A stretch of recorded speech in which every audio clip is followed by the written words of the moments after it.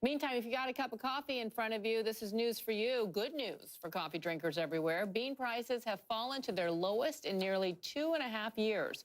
1 pound of Arabica coffee now costs $1.12. That's nearly 20% from the end of 2016. Now, that means either lower coffee prices for you or higher profits for the world's biggest coffee chains. Starbucks is at the top of the list, followed by Costa Coffee, Tim Hortons, Lavazza, and McDonald's McCafe. But Starbucks has become the victim of its own success, resulting in something that's being called Starbucks fatigue. It plans to close 150 underperforming stores next year. Its competitor, the Coffee Bean and Tea Leaf, is moving in. It's planning an aggressive expansion in the United States. John Fuller is the CEO, and he's joining us from Los Angeles. So, John, great to have you on. You've got a pretty big base there in California and presence. You're hoping to expand that throughout the country in New York once again.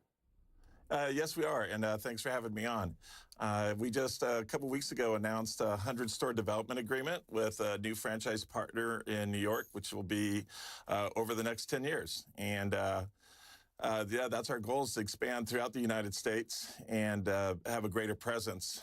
As you may know, we are in 30 countries already and over 1,200 units, but our goal is to have a bigger presence in the United States as well. 3/4 of your stores are in Asia today. You're hoping to expand, and I was intrigued by what you argue as Starbucks fatigue could be your gain. Explain.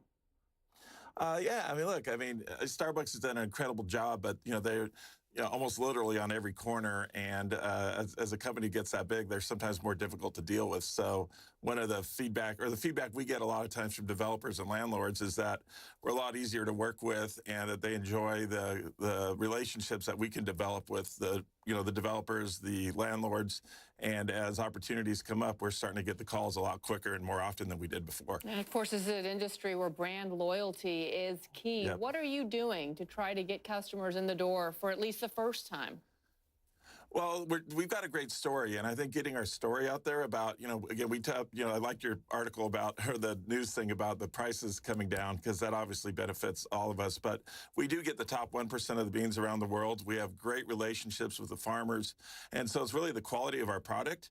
And as we share that story and get people to come in and we share and let them know what we do different, it makes a difference that they do come back. And science may be on your side as well. Recent headlines suggesting that coffee drinkers could live longer and healthier. I'm sure you like that headline. Oh, absolutely. Tell everyone that. So what can we expect to see as far as expansion here in New York over the next couple of years throughout the country as a whole? Yeah, so right now we're predominantly in Southern California, but we have some franchisees in Hawaii and Las Vegas, and some in Houston, in Austin, Texas.